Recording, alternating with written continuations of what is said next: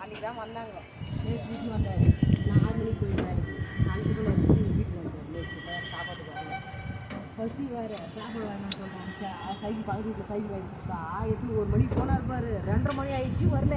நான் ஒரு தெருவுக்கு போகிறேன் இந்தம்மா ஒரு தெருவுக்கு போகுது நான் இந்த தெருவு போனால் அவர் அந்த தெருவு போகிறாரு வெளில போகிறதுக்கு சொல்கிறேன் சைக்கிள் போடுறேன்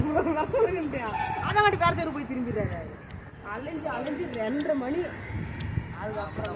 மெயினோட ஃபோன் வரி கடை வந்தாங்க 10 நிமிஷம் நான் பார்த்துட்டேன்